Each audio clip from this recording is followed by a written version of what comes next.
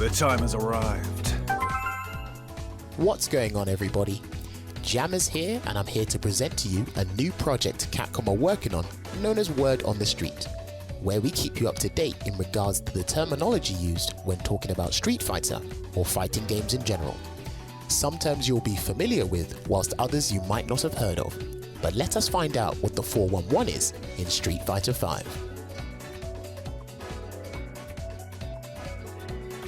Now, there's a lot of information to absorb in this video, so feel free to pause and rewind the video at your own pace. Now, let's begin!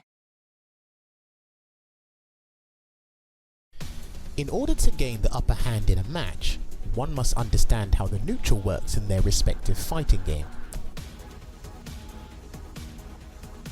But what is neutral?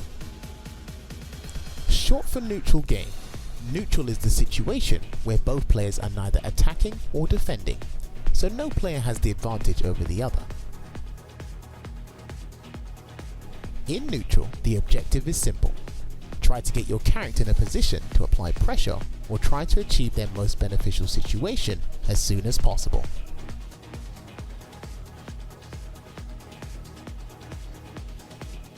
You need to take advantage of things like your character's normal attacks, walk speed and dashes, and certain special attacks to help you gain control while simultaneously ensuring that the opponent doesn't try to use their tools against you.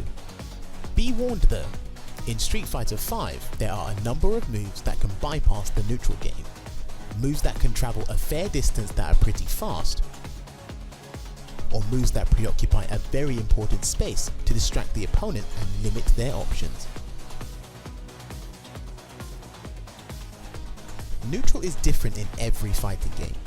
Some games have incredibly fast neutral, whilst other games have a relatively slow neutral. Your spacing and situational awareness will play a key part in playing the neutral game.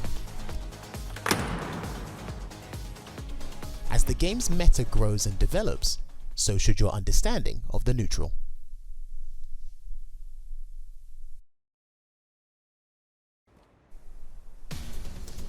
If you have ever wondered why you keep getting a counter hit in certain situations,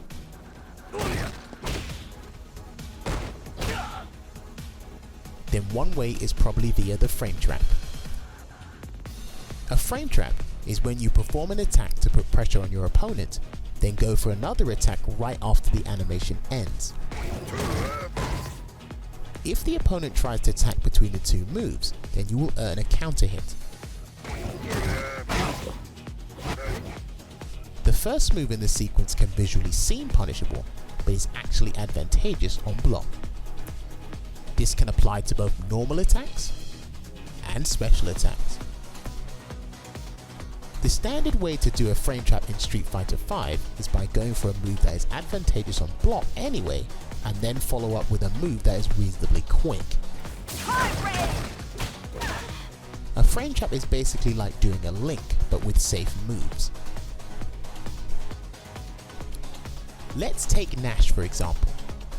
When he does crouching hard punch on block, and presses standing medium punch afterwards,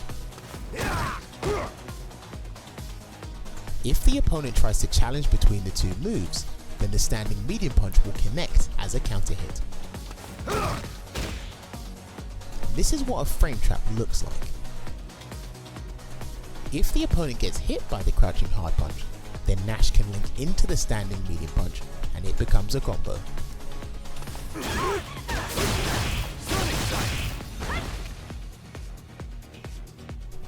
Learning how to frame trap and being able to identify what a frame trap is super important in fighting games. And every character in Street Fighter V has a few pressure sequences which are actually frame traps. So you need to delve deep into the science of Street Fighter V to know how each and every character's frame traps work.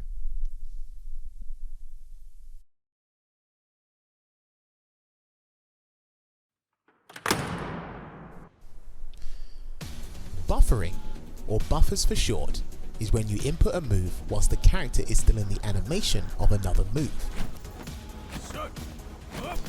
Usually what happens in Street Fighter is you buffer a cancelable normal attack into a special move really quickly.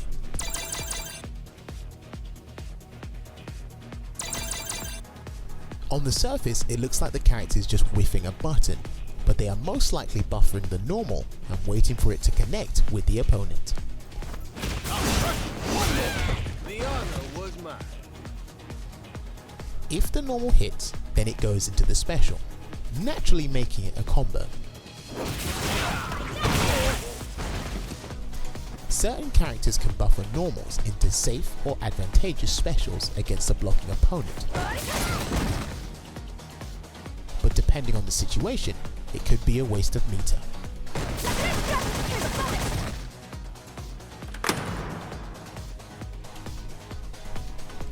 Now hit confirming, on the other hand, is a little different.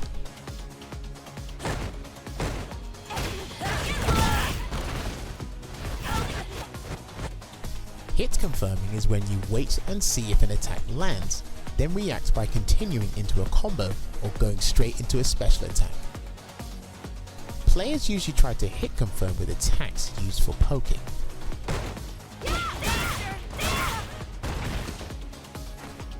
If the attack hits, then you continue the combo. If the attack is blocked, then you cancel it into a safe move or go back to neutral.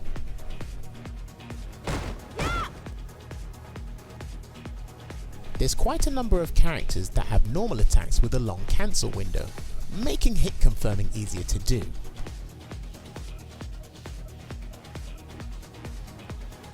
But that doesn't mean you shouldn't practice the technique.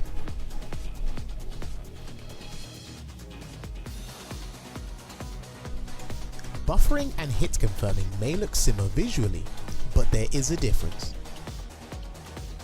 With buffering, you are immediately inputting a special attack after a cancelable normal.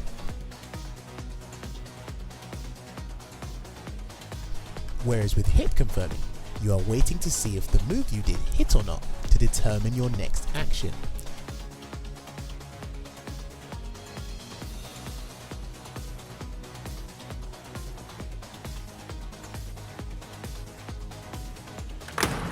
These are two important techniques you need to learn if you want to play high-level Street Fighter.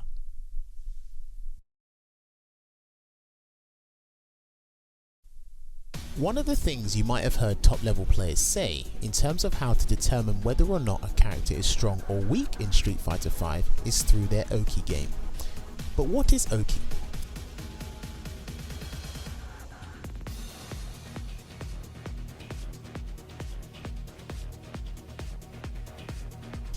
Oki, short for Okizeme, is basically how you put pressure on a grounded or rising opponent.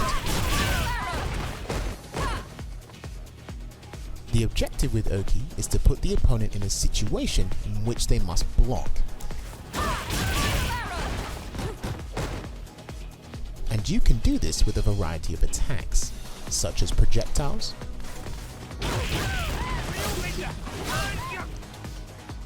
normal attacks, or even special attacks.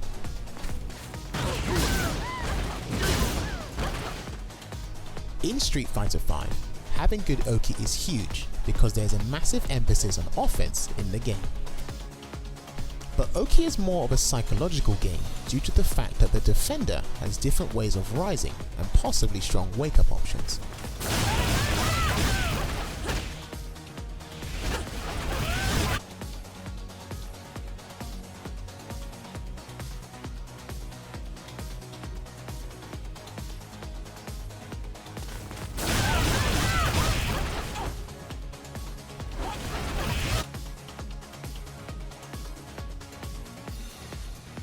Making it harder for the attacker to predict the opponent's next move. And this is also referred to as the wake-up game. I will talk about the different types of rising options in a future episode. The psychological aspect of Oki is not exclusive to Street Fighter V, as it happens in a lot of 2D fighters in general.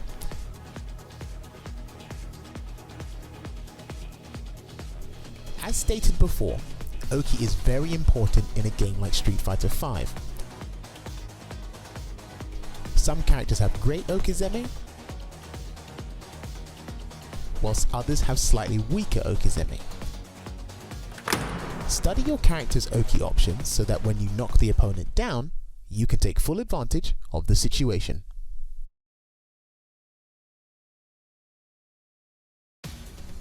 One of the key ways to take full advantage of a knockdown and maintain offense in Street Fighter V is through your Meaties. So let's define the term meaty. A meaty is when you go to attack your opponent as they are rising from a knockdown in such a way that only the latter part of the move connects with the opponent. Now when this happens, the situation for the attacker becomes a whole lot better, as the meaty could help strengthen pressure strings,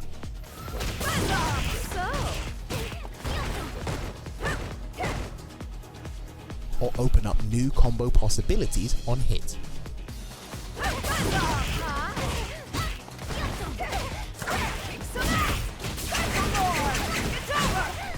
Meaties are similar to counter hits in this sense and are used to help with Oki. You can also hit the opponent at the earliest time possible on their wake up, regardless of which part of the attack connects. This can also be classed as a meaty.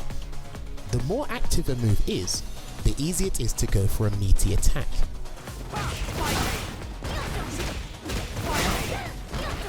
And in this sense, your character might have an attack that covers both recoveries.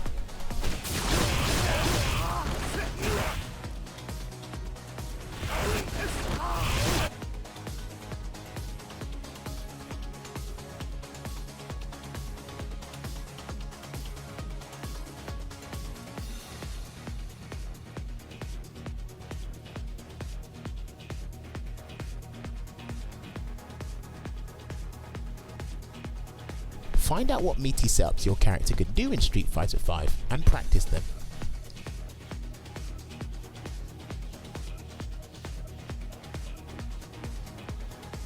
Because your opponent will respect you a whole lot more if you show them that your meaty game is on point.